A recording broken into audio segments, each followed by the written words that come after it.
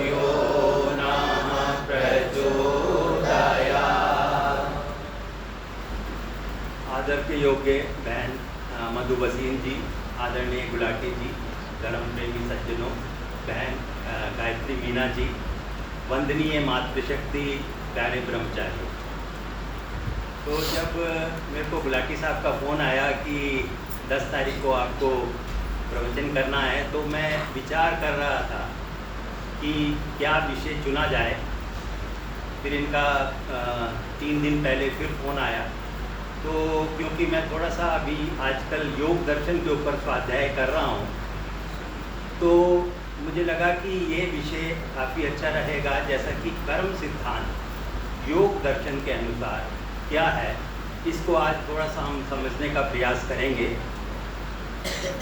देखिए, जब भी हम कर्म की बात करते हैं तो अमूमन हमारे सामने 2 तरह के कर्म ही सामने आते हैं। एक हम जानते हैं कि पाप कर्म और दूसरा पुण्य कर्म। ये 2 कर्म ही जो है हमारे सामने उपस्थित होते हैं, और हम सब ये जानते हैं कि पाप कर्म जो है उसका मूल जो है वो अधर्म है और उससे हमें दुख की प्राप्ति होती है, और जो पुण्य कर्म है उसका मूल जो है वो धर्म है और उससे हमें सुख की प्राप्ति होती है। लेकिन महर्षि पतंजलि योग दर्शन में कहते हैं कि इतने से काम नहीं चलेगा। कर्म का जो है सिद्धांत बहुत ही गहन है, बहुत ही गंभीर है, और हम जब उसको समझेंगे तो एक नेचुरल होता है कि वो हमारे अंदर भी कुछ ना कुछ बैठने लगता है जब हम उसको समझते हैं। तो जैसा कि हम कुछ लोग जानते होंगे कि योग दर्शन में 4 पाद हैं। पाद मतलब जैसे कोई चैप्टर लिखता है, ऋषि दयानंद जी ने सत्यार्थ प्रकाश लिखा तो उसमें समोल्लास बोला, इस तरह से महर्षि पतंजलि ने उसको पाद बोला। तो 4 जो पाद हैं उसमें सबसे प्रथम पाद है वो है समाधि पाद। समाधि पाद। दूसरा जो पाद है उसका है वो साधन पाद। तीसरा जो पाद है विभूति पाद, और चौथा पाद जो है वो कैवल्य पाद। ये 4 पाद हैं। तो ऋषियों की हमेशा से ये सोच रही है कि हम तो पुनर्जन्म को मानते हैं, तो यदि कोई पिछले जन्मों में समाधि लगाता आ रहा है और उसकी एक अच्छी स्थिति बन गई, तो उसको कोई बहुत ज़्यादा आगे जाने की ज़रूरत नहीं है। उन्होंने पहले पाद में ही समाधि पाद के बारे में बता दिया। भाई आप आगे और प्रगति कर सकते हो, जो भी आपके अंदर अविद्या रह गई है या जो भी मल रह गए हैं उनका आप निराकरण करके सीधे मोक्ष की ओर, क्योंकि 2 ही तो हमारे प्रयोजन बताए हैं। मनुष्य जीवन के 2 ही प्रयोजन हैं, एक तो भोग करना और एक हमें जो है अपवर्ग को प्राप्त करना, यानी कि मोक्ष को प्राप्त करना। यही 2, चाहे आप कोई भी शास्त्र उठा के देख लो, उसके पीछे 2 ही उद्देश्य हैं कि भोग करना। भोग करने की कोई मनाही नहीं है, लेकिन किस तरह से भोग करना है जब हम शास्त्रों को पढ़ते हैं तो हमें पता लगता है। और दूसरा हमें मोक्ष की प्राप्ति करनी की, यानी कि सब प्रकार के दुखों से एक तरह से हमारे को छूट जाना, ये मोक्ष की प्राप्ति है। तो समाधि पाद में जैसा मैंने बताया कि ये है कि जो पहले जन्मों से एक अभ्यास करता आ रहा है, मन के ऊपर उसका अच्छा नियंत्रण हो चुका है, तो वह जो है सीधे सीधे समाधि पाद पढ़ के और उसको समझ के और वह आगे अपनी प्रगति कर सकता है। दूसरा पाद जो है बताया साधन पाद। साधन पाद में क्या है कि यम नियम का जो है उसमें बताया है कि हमारे को व्यवहार काल में कैसे करना है, क्योंकि योग जो है सिर्फ समाधि या ध्यान की बात नहीं करता है, वह एक पूरा जो है हमारा दिनचर्या किस तरह की हो, हम दूसरों के साथ व्यवहार किस तरह से करें, अपना जो है किस तरह से शुद्धि करें, ये सब उसमें बताया है। तो अष्टांग योग का जो वर्णन है वो साधन पाद में आता है, यानी कि जो दूसरा पाद। तीसरा पाद होता है जो है मैंने बताया विभूति पाद। जब हम ध्यान करने लगते हैं, योग दर्शन को समझने लगते हैं, योग ही हमें बताता है कि आगे किस तरह से हमें प्रगति करनी है, किस तरह से आगे बढ़ना है, तो हमें कुछ ना कुछ उपलब्धियां मिलनी शुरू हो जाती हैं। यानी कि हमारे अंदर एक शांति का वातावरण शुरू में होने लगता है, और धीरे धीरे जब हम ईश्वर के साथ जुड़ते हैं तो हम जो है आगे तरक्की करते जाते हैं, उन्नति करते जाते हैं, तो हमें कुछ ना कुछ उपलब्धियां मिलनी शुरू हो जाती हैं। विभूति से हम समझ सकते हैं कि हमें कुछ ना कुछ उपलब्ध होता है। तो कहने का मतलब ये है कि हम वहीं तक सीमित ना रह जाएं। जैसे कि कोई बच्चा है वो क्रिकेट खेलता है, सिर्फ स्कूल के लेवल तक ही है और उसके बाद में उसने एक अच्छी जो है उसमें प्रैक्टिस कर ली है, तो वो आगे बढ़ता है, यानी कि डिस्ट्रिक्ट लेवल पे जाता है, स्टेट लेवल पे जाता है, नेशनल लेवल पे जाता है और फिर आगे वो वर्ल्ड लेवल पे भी जाता है, इंटरनेशनल लेवल पे खेलता है। तो कहने का मतलब ये है कि विभूतिपाद के अगर हम संक्षेप रूप में से समझें तो वो ये है कि हमें रुकना नहीं है, क्योंकि मोक्ष का जो है ना उद्देश्य, यानी कि मोक्ष प्राप्ति, वो बहुत बड़ा उद्देश्य है, वो इतना सरल भी नहीं है, लेकिन जब हम उस तरफ चलते हैं तो ये है कि हम वहाँ पर पहुँच सकते हैं। ऋषिधन जी से जब पूछा, सत्यार्थ प्रकाश में लिखते हैं कि मोक्ष एक जन्म में होता है तो कई जन्मों में होता है, तो उन्होंने बोला कई जन्म लगते हैं, एक जन्म का काम नहीं है, लेकिन हमें रास्ता जो है वो पकड़ के रखना है, जैसा कि हम सब अभी कर ही रहे हैं, सत्संग से जुड़े रहना, स्वाध्याय से जुड़े रहना और जो मोक्ष शास्त्र हैं उनके साथ जुड़े रहना, तो हम कहीं ना कहीं कभी ना कभी हम उस मंजिल पर पहुँचेंगे। तो विभूतिपाद का मतलब ये। चौथा पाद जो है कैवल्यपाद, यानी कि हम अकेले हैं, अकेले आए हैं और अकेले ही जाना है।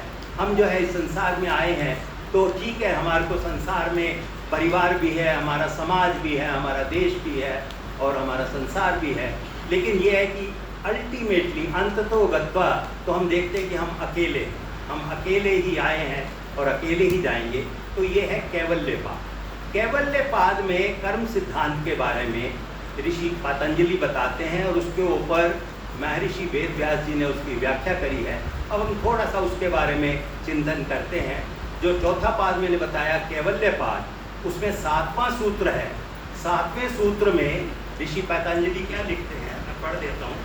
कर्म अशुक्ल अकृष्णम योगिनः त्रिविधम इतरेषाम। इसका मतलब ये हुआ कि जो योगी के जो कर्म हैं, केवल योगी के कर्म, वो अशुक्ल और अकृष्ण होते हैं। और बाकी जो हम संसारिक लोग हैं, जो योगी नहीं हैं, यानी कि हम उस स्थिति तक अभी नहीं पहुँचे हैं, लेकिन हम उस रास्ते पर हैं, तो अभी हम उसको अपने आप को योगी की श्रेणी में, वैसे कुछ लोग बोल सकते हैं कि हाँ ठीक है, जो अभ्यास कर रहा है वो भी योगी है, लेकिन यहाँ पर योगी का मतलब ये है कि उसके सारे के सारे कर्म अशुक्ल अकृष्ण होते हैं। अब ये क्या अशुक्ल अकृष्ण है, इसको आगे हम समझेंगे। लेकिन जो इतरे शाम मतलब योगी से जो भिन्न लोग हैं, जो योगी से अलग लोग हैं, संसारिक लोग हैं, उनके काम 3 तरह के होते हैं। अभी तक तो मैंने बताया है कि हम 2 तरह के कर्मों को ही समझे थे कि एक पाप कर्म और एक पुण्य कर्म, लेकिन यहाँ पर ऋषि 4 प्रकार के कर्मों को बता रहे हैं। अब ये 4 प्रकार के कर्म कौन से हैं, इनको अगर हम समझ लें और हम कुछ ना कुछ उसको कोशिश करें अपने अंदर धारण करने के लिए, और एक सीढ़ी दर सीढ़ी उसके ऊपर हम प्रगति करें, तो मैं समझता हूँ कि हमारा आज का जो है ये सत्संग प्रवचन या जो भी हमने किया है वो कुछ हद तक सफल होगा। तो इसके ऊपर महर्षि वेद व्यास जी ने, क्योंकि योग दर्शन में उसका भाष्य किया है, व्याख्या की है, तो महर्षि वेद व्यास, क्योंकि ऋषि पतंजलि ने तो सिर्फ एक छोटा सा ये सूत्र बता दिया कि अभी योगी के कर्म तो अशुक्ल अकृष्ण होते हैं, लेकिन जो दूसरे भिन्न लोग हैं योगी से, उनके कर्म बाकी 3 तरह के होते हैं। वो क्या कर्म है क्या नहीं है, इसका जो है विस्तार महर्षि वेद व्यास जी अपने भाष्य में करते हैं योग दर्शन। तो वो क्या लिखते हैं, उनका भाष्य थोड़ा सा मैं बताता हूँ। चतुष्पदा हलु इयम कर्म जाति, यानी कि अब यहाँ पर 4 बताए। चतुष्पदा, क्योंकि उन्होंने पकड़ा तो वहीं से ना कि पहला जो सूत्र था वो तो ये था कि योगी के कर्म एक प्रकार के, और जो संसारिक मनुष्य हैं हम जैसे, उनके कर्म 3 प्रकार के, तो कुल मिला के 4 हो गए। तो महर्षि वेद व्यास जी कहते हैं कि सारे के सारे कर्म मिला के 4 प्रकार के होते हैं। 4 प्रकार के कौन से कर्म होते हैं, जैसा कि अभी मैंने बताया, हम तो 2 तरह के ही समझते रहे, लेकिन जब हम इसको पढ़ते हैं, इसके ऊपर मनन करते हैं, चिंतन करते हैं, तो हमें पता लगता है कि कर्म जो है 4 प्रकार के हैं। तो पहला कर्म जो है उन्होंने बताया, आगे पहला कर्म बताया नहीं, उन्होंने ये बताया कि कौन कौन से 4 कर्म हैं। कृष्ण कर्म। पहला कर्म बताया कृष्ण कर्म, दूसरा कर्म बताया शुक्ल कृष्ण कर्म, और तीसरा कर्म क्या बताया? शुक्ल कर्म, सिर्फ शुक्ल। और चौथा जो है वो योगी वाला ही है, अशुक्ल अकृष्ण कर्म। ये चार उन्होंने नाम बता दिए। इनको हम इस तरह से भी समझ सकते हैं कि जो कृष्ण कर्म है उसको हम पाप की श्रेणी में डाल सकते हैं, यानी कि वो पाप कर्म है। कृष्ण का मतलब हम समझते हैं काला, जैसे बोलते हैं ना कि लोग की भाषा में कि भाई इसके पास काला धन बहुत है, ये काले काम करता है। देखिए वहीं से तो आया ये, कृष्ण का मतलब काला। और एक और विचित्र बात हमने जो देखी जब महर्षि वेद व्यास जी ने इसका भाष्य किया कि जो कृष्ण कर्म की कोई डेफिनेशन नहीं बताई, बाकी तीन कर्मों की डेफिनेशन बताई या उन्होंने अपने भाष्य में, यानी कि जो दूसरा कर्म बताया जो शुक्ल कृष्ण है वो मिश्रित कर्म में आता है। मिश्रित मतलब उसमें कुछ शुक्ल भी है कुछ कृष्ण भी है, यानी कि मिला जुला है। जैसे इसका उदाहरण अधिकतर लोग देते हैं कि जब जैसे किसान खेती करता है, तो जब किसान खेती करता है तो बहुत सारे जो जीव जंतु हैं, जो कीड़े मकोड़े हैं, वो मर भी जाते हैं, लेकिन हमें क्योंकि जीवित रहना है और ईश्वर ने भी वेदों में इसका विधान किया है कि खेती करना है। ये नहीं है कि ये सोच के क्योंकि कीड़े मकोड़े मर रहे हैं और इस तरह से पाप हो रहा है, नहीं, क्योंकि हमें जीवित भी रहना है। ऐसे तो पाप इस तरह से भी होता है कि जब मैं बोल रहा हूँ तो हो सकता है कुछ थोड़े छोटे मोटे ऐसे जीवाणु होंगे जो हमें दिखाई नहीं देते, लेकिन वो भी मर रहे होंगे। तो इसके ऊपर ये कहा गया है कि जो विधान है वो हमें करना है। तो कहने का मतलब ये है कि मैं फिर उसी पुनः वेद व्यास जी की जो है भाष्य के ऊपर आता हूँ।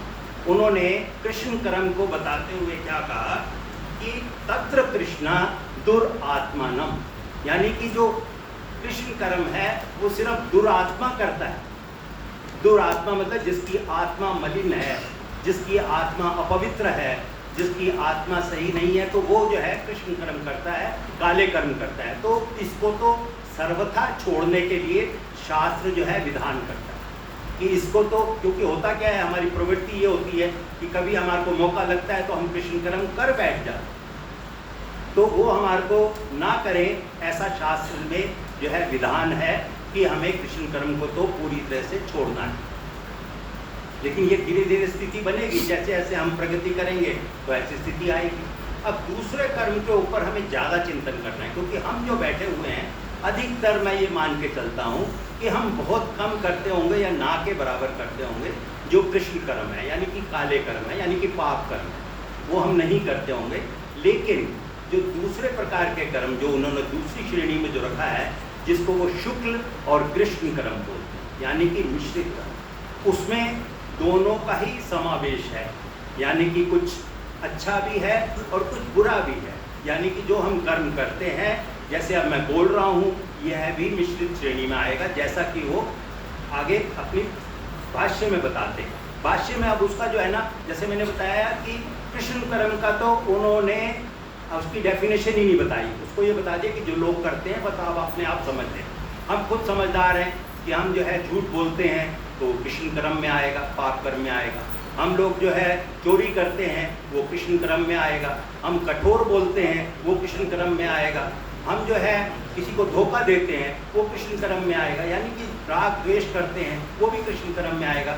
स्थूल से स्थूल, सूक्ष्म से सूक्ष्म हम खुद समझ सकते हैं वे कृष्ण कर्म में कौन कौन सी कैटेगरी है। इसके लिए कोई ऋषि ने ये नहीं समझा कि इसको मैं और कोई विस्तार दूं, सिर्फ उन्होंने ये बोल दिया कि जो दुरात्मा है वो ये कर्म करते हैं, कृष्ण कर्म। अब आगे आते हैं मिश्रित कर्म के ऊपर। मिश्रित कर्म के लिए वो ये लिखते हैं, अब देखिए इसमें क्या क्या बताया उन्होंने वेद भाष्य, ये योग दर्शन की भाष्य करते हुए महर्षि वेद व्यास जी ने। शुक्ल कृष्ण बहिर साधन साध्य।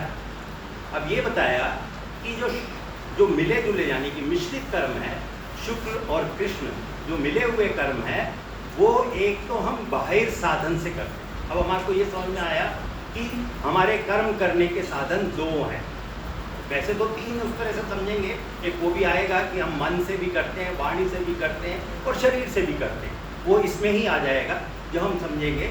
लेकिन दो हैं, इसमें बताया बाहिर साधन, यानी कि हम बाहिर साधनों से करते हैं। बाहिर साधन हमारे कौन से हैं? बाह्य साधन है हमारे हाथ हो गए, वाणी हो गई, 5 कर्मेंद्रियां बताई हैं, आप लोग जानते होंगे। 5 कर्मेंद्रियां कौन सी हैं, कोई बताएगा? ब्रह्मचारी 5 कर्मेंद्रियां बताइए। हाँ बताओ बताओ बेटा, कौन कौन सी 5 हैं? कान, कान कर्मेंद्रिय है। कान जो है ज्ञानेंद्रिय में आता है। 5 ज्ञानेंद्रिय है, 5 कर्म। हाँ बताइए। हैं? हाथ, त्वचा नहीं, त्वचा भी ज्ञानेंद्रिय में आती है। और कोई? चलिए मैं बता, एक तो वाग इंद्रिय है जो मैं बोल रहा हूँ, वाणी, वाणी से कर्म। दूसरा हमारे हाथों से जो हम कर्म करते हैं, हस्त इंद्रिय जिसको बोलते हैं। तीसरा है पाद इंद्रिय जो हम पैरों से कर्म करते हैं। चौथा जो है मूत्र इंद्रिय जो हम मूत्र विसर्जन करते हैं। और 5वां है गुदा इंद्रिय जो हम जो है मल का विसर्जन करते हैं। ये 5 हमारी कर्म इंद्रियां हैं। तो इसमें एक जो वाग इंद्रिय है, ये तो वाणी से कर्म आएगा, कि जो वाणी से कर्म होता है। बाकी जो मैंने अभी 4 गिनाई हैं, जो हमारे हाथ से, जो हमारे पैर से, और जो हमारे जो है गुदा इंद्रिय से और मूत्र इंद्रिय से हो रहा है, वो शरीर के कर्मों में आएगा। यानी कि अब हमें ये समझ में आया कि एक हम वाणी का कर्म कर रहे हैं, और 4 जो है उससे करें, ये बाहिर इंद्रिय बोलते हैं। और जो अंतर इंद्रियां हैं वो यहाँ पर नहीं बताया मिश्रित कर्मों में, लेकिन अंतर इंद्रिय कौन सी है, कोई बता पाएगा? एक ही है, मन। जो मन है वो अंतर इंद्रिय है। तो महर्षि ने ये इसमें परिभाषा दी, इसको भाष्य करते हुए योग दर्शन में, कि जो हम मिश्रित कर्म करते हैं उसकी एक कंडीशन तो ये है कि वो हम हमेशा कर्मेंद्रियों से ही करते हैं। और दूसरा उन्होंने क्या बताया, भाष्य लिखते हुए इसको समझते हैं, तत्र यानी कि उस कर्म से पर पीड़ा अनुग्रह द्वारे, यानी कि इस कर्म में किसी को दुख भी दिया जाता है और किसी को सुख भी दिया जाता है, तभी तो मिश्रित की श्रेणी में आएगा। आप ये समझने की कोशिश करें कि अगर मिश्रित की श्रेणी में कोई आ रहा है तो इसका मतलब किसी ना किसी को दुख हो रहा है और किसी ना किसी को सुख हो रहा है। जैसे अब इसमें यह भी बताया जाता है कि जैसे दान दिया किसी ने, दान जो है जो दिया वो भी मिश्रित की श्रेणी में आए। ऋषि ये कहते हैं कि हमें अधिकतर हमारी जो अभी स्थिति है उसमें यदि हम अधिक से अधिक मिश्रित कर्म करें तभी हमारा प्रवेश जो है ना आगे शुक्ल कर्म में हो सकता है, नहीं तो हमारी भावना ही नहीं बनती मन में। अगर क्योंकि वो शुक्ल कर्म आगे हम पढ़ेंगे उसको समझेंगे, वो केवल और केवल मन से ही होता है, बाह्य इंद्रिय का उसमें रोल नहीं है। कहने का मतलब ये है कि हम अधिकतर जैसे सेवा कर रहे हैं, दान दे रहे हैं, किसी संस्था में काम कर रहे हैं, अपने शरीर का दान दे रहे हैं, अपनी समय का दान दे रहे हैं, अपने धन का दान दे रहे हैं, विद्या का दान दे रहे हैं, जो भी हम कर रहे हैं वो बोलते हैं अगर हम उसमें 5 ये कंडीशन अप्लाई, यानी कि 5 जो कर्मेंद्रियां हैं ये इसका उपयोग हो गया और किसी ना किसी को पीड़ा दी गई और किसी ना किसी को सुख दिया गया, अनुग्रह किया गया, तो वो मिश्रित की श्रेणी में आता है। लेकिन हमें तो आगे बढ़ना है, क्योंकि योगी की स्थिति तो मैंने बताया वो तो अशुक्ल अकृष्ण कर्म करता है, यानी कि वो तो एक अलग ही लेवल पर पहुंचे हुए हैं। यानी कि उनके लिए तो ऐसी स्थिति हो जाती है कि जैसा हम कई बार अपने बच्चों के लिए सोच रहे होते हैं कि भाई ये तरक्की करें, आगे बढ़ें, वो पूरा का पूरा विश्व उनके लिए अपने बच्चों के समान, अपने साथियों के समान हो जाता है। यानी कि उस लेवल तक उनकी स्थिति होती है। हम अपने आप को आत्मनिरीक्षण करके देखें कि हम अपने आप को कहाँ पाते हैं। हम तो अपने परिवार को भी अगर ठीक ठाक देख लें तो मैं समझता हूँ कि हम समझते हैं कि हम बहुत कुछ कर पा रहे हैं। तो कहने का मतलब ये है, इसमें ये बताया कि कर्माशय अगर बनाना है तो हमारे को अधिक से अधिक मिश्रित कर्म करने होंगे। अब मिश्रित कर्म को ये समझते हैं कि उसमें ये नहीं है कि जैसे मैंने बताया कि उसमें कृष्ण भी है शुक्ल भी है, तो बराबर बराबर नहीं है। ये नहीं हम कह सकते कि मिश्रित कर्म है तो उसमें 50% जो है शुक्ल कर्म है, 50% ऐसा नहीं है। उसमें ऐसा भी हो सकता है, जैसे अभी हमने यज्ञ किया, तो ऋषि तो ये बोलते हैं कि यज्ञ भी, वैसे तो बोल देते हैं, जब आपने कई विद्वानों को सुना होगा, यज्ञ जो है श्रेष्ठ कर्म है, बिल्कुल श्रेष्ठ कर्म है, लेकिन कहीं ना कहीं अनजाने में हमें पता नहीं होता, कुछ ना कुछ तो हो सकता है प्राणियों को उसमें हिंसा हो रही है, हमें पता नहीं लगता, क्योंकि वो इतने सूक्ष्म है कि हम उनको देख भी नहीं पाते हैं। लेकिन ये विधान किया है ऋषियों ने कि हमारे को मिश्रित कर्म करने हैं और अधिक से अधिक करने हैं, और वो वाले करने हैं जिसमें हो सकता है 90-95% श्रेष्ठ कर्म होंगे, यानी कि अच्छे वाले होंगे, तो उसमें हो सकता है 4 या 5% जो है वो जो है उसमें कृष्ण कर्म हो सकते हैं। तो वो हमारे को करने का विधान किया है और हमें करने ही चाहिए। और ये कहा गया है कि अगर हम ये करेंगे तो हम एक तरह से एलिजिबल होते हैं। जैसे हम कोई मान लिया कोई जॉब के लिए जा रहे हैं तो हमारी एक एलिजिबिलिटी कंडीशन होती है, कोई उसकी ये क्वालिफिकेशन है। तो यही समझे कि अगर हमें शुक्ल क्रम में प्रवेश करना है तो हमें अधिक से अधिक मिश्रित कर्म करने पड़ेंगे, और वो वाले मिश्रित कर्म करने पड़ेंगे जो कि जिससे कि हमारा भी भला हो और हमारे साथ में जो लोग रह रहे हैं, समाज में जो लोग रह रहे हैं, परिवार में जो लोग रह रहे हैं, उनका भी भला हो।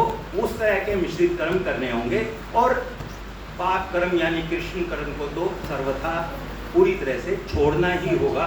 तभी जो है कितना समय है, तो है 10 मिनट। तो इसके बाद हम थोड़ा सा समझते हैं शुक्ल कर्म। अब शुक्ल कर्म को ऋषि क्या बताते हैं उसकी परिभाषा करते हुए बोलते शुक्ला तप स्वाध्याय ध्यानवताम, यानी कि इसमें इन्होंने 3 चीज़ें बताई हैं। जो शुक्ल कर्म है वो एक तो उसमें तप होना चाहिए।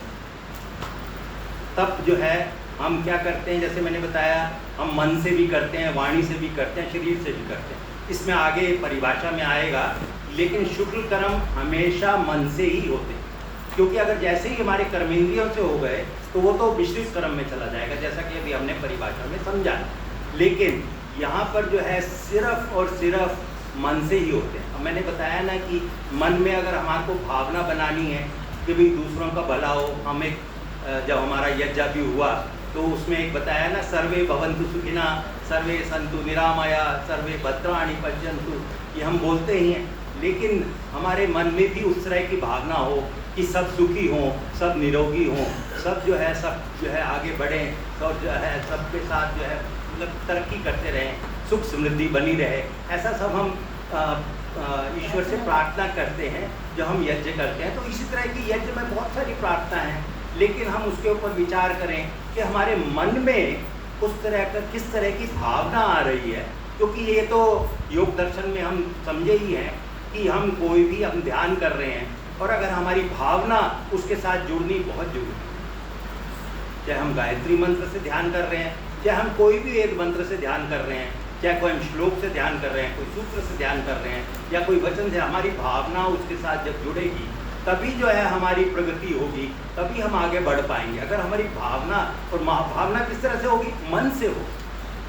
क्योंकि मन जो है योग दर्शन में बोलते हैं सबसे बड़ा जो हीरो है वो मन है। मन के ऊपर ही नियंत्रण होना है, मन से ही हम जो है, देखिए एक क्या होता है, एक और हम इसमें सिद्धांत समझे कि हम 3 प्रकार से कर्म कर रहे हैं, मन से, वाणी से और शरीर से। लेकिन जब हम वाणी से और शरीर से कर्म करते हैं उसके पीछे मन में पहले से ही वो उठ जाता है। अगर वो मन में नहीं उठा तो वाणी और शरीर से भी नहीं हो सकता। मैंने एक पुस्तक पढ़ी थी स्टीफन कोवे की, उन्होंने 7 हैबिट्स की, अगर आपने सब किसी पढ़ी हो, उसमें भी ये बोलते हैं कि जो अगर मान लिया कोई आर्किटेक्ट ने कोई मान लिया एक बिल्डिंग बनाई है, समझ लीजिए ये मान लिया आर्य समाज का भवन ही बनाया, तो पहले उसके मन में एक खाका आया होगा ना, तभी उसने उसको ड्राइंग बनाई होगी, और ड्राइंग बना के उसके ऊपर कार्य हुआ होगा, फिर पैसा इकट्ठा हुआ होगा, फिर लोगों ने श्रम लगाया होगा, अपना समय लगाया होगा, तो ये बिल्डिंग जो है बनी। तो कहने का मतलब ये है कि जो भी हम कर्म करते हैं पहले वह मन में आना आवश्यक है। वो बात दूसरी है कि मन में आने के बाद हो सकता है वो वाणी में ना आए, शरीर से ना हो, ये हो सकता है। लेकिन अगर वाणी से और शरीर से कोई भी कर्म हो रहा है तो वह अवश्य में मन में आया ही है। ये आप मान के चलो, ये ऋषियों का सिद्धांत है और ये हम मनोविज्ञान भी है इसके पीछे। तो अगर हम कुछ कर रहे हैं, वो यही देखते हैं कि अगर हम कुछ कर पा रहे हैं तो इसका मतलब मन में पहले आ चुका है, लेकिन वो इतनी तेजी से उसकी प्रक्रिया होती है कि हमारे को कई बार वो पता नहीं लगता है, लेकिन वो मन में आना उसका आवश्यक है, तभी हम वाणी से और शरीर से कर्म करते हैं। तो यहाँ पर क्या बताया कि जो तप है, तप को अब योग दर्शनकार ने किस तरह से बताया कि द्वंद्वों को सहन करना। तप क्या है? द्वंद्व। हमें हमारे जीवन में हम अगर देखें तो द्वंद्व आते ही रहते हैं। कैसे आते हैं? कभी सुख हो रहा है, कभी दुख हो रहा है, कभी सर्दी हो रही है, कभी गर्मी हो रही है, कभी भूख लग रही है, कभी प्यास। द्वंद्व का मतलब दो, ये साथ में रहते ही रहते हैं। कभी मान हो रहा है, कभी अपमान हो रहा है, यह होगा ही होगा। ये संसार में हम रहें और तप ना हो। लेकिन यहाँ पर ऋषि क्या बोलते हैं कि तप का मतलब ये नहीं है कि जैसे मैं मान लिया बिजनेस करता हूँ और मैं अपनी दुकान में बैठा हूँ और दुकान में जो है मैं भूखा प्यासा बैठा हूँ, ग्राहक आ रहे हैं और मैं सामान बेच रहा हूँ और मेरे को ना भूख की चिंता है, ना मेरे को प्यास की चिंता है, मैं वो तप की श्रेणी में नहीं आए। वो ऋषि ने तप की श्रेणी, वो क्योंकि वो तो मैं एक उस तरह से कर रहा हूँ। तप की श्रेणी में वो आएगा जो धर्म पूर्वक और मोक्ष प्राप्ति के लिए, उसका अल्टीमेट ऑब्जेक्टिव क्या होना चाहिए कि मेरे को मोक्ष प्राप्त करना है। उसके लिए जैसे मैं ध्यान लगा रहा हूँ और जो है मैं मन से कर्म कर रहा हूँ और उसमें भी मेरे को दुख तो हो रहा है, लेकिन क्योंकि मैं ईश्वर प्राप्ति के लिए कर रहा हूँ, मन को नियंत्रण करने के लिए कर्म कर रहा हूँ, तो वह जो है तप की श्रेणी में आए। तो तप जो है इसको हमें समझना पड़ेगा कि द्वंद्व को सहन करना, क्योंकि ऐसा होगा हमारे समाज में, हमारे को कोई अपमान करेगा, कोई भला बुरा बोलेगा। हम ऋषि दयानंद जी का जीवन देख लें, कितने ही लोगों ने उनको जो है, जैसे उनके बारे में कहा जाता है कि पूना में शायद जब वो प्रवचन के लिए गए थे तो वहाँ पर क्या हुआ कि एक गधे को बिठा के उसके ऊपर ऋषि दयानंद जी की जो है मूर्ति सी लगा रखी थी या कोई एक पुतला सा बना रखा था और उसको जूते भी मार रहे थे। तो किसी ने आके ऋषि दयानंद जी को बोला कि देखो जी ये कितना वो कर रहे हैं। बोलते हैं कि वो असली है कि नकली है। ऋषि दयानंद जी बोले कि वो जिसको जूते मार रहे हैं वो असली है ऋषि दयानंद, या वो दयानंद असली है? उन्होंने बोला नकली है। तो बोलते नकली का तो यही हालत होनी चाहिए।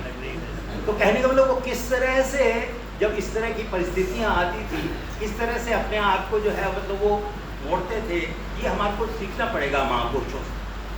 तो अभी 5 मिनट का समय है। मैं समझता हूँ कि जो भी मैं बता पाया, आगे कभी कोशिश करेंगे कि आगे जो एक वो जो है ना, जिसमें कि अशुक्ल अकृष्ण कर्म जो योगी का होता है, और अभी थोड़ा शुक्ल कर्म भी इसमें अभी थोड़ा सा और भी विस्तार करने की ज़रूरत है, जिससे कि हम इसको समझ पाएँ।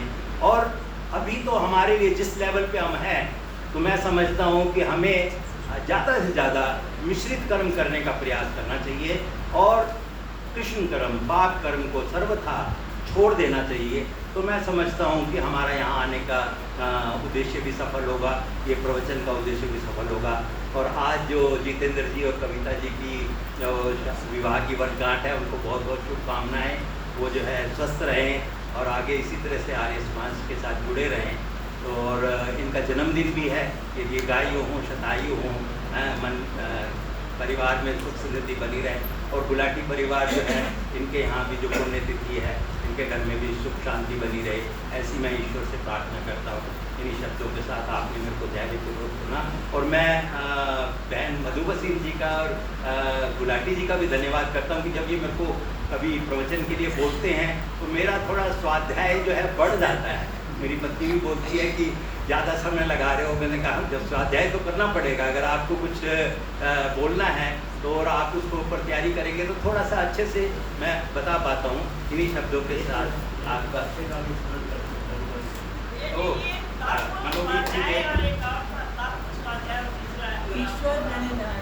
मनोवीर जी के पिताजी का जन्म दिवस है आज, उनको 9 मई को कल था इनके पिता का जन्म दिवस। तो बहुत 82वां जन्मदिन इनका जो है कल इनके पिता का मनाया गया। तो बहुत बहुत शुभकामनाएं। वो शतायु हों, दीर्घायु हों। स्मृति शेष, मैंने देखा स्मृति शेष। कोरोना ले गया उनको, अच्छा वो कोरोना ले गया 75। अच्छा कोरोना में हो गया, कोरोना ले गया उनको 75 के। ठीक है। तप, स्वाध्याय और ध्यान, इसके बारे में बताना है कि 2 मिनट? समय की जो है ना थोड़ा एक प्रवचन में आगे जो है ना इसको तब आ जाएगा। ठीक है मनोवीर जी? जी अंदर हाँ क्या विषय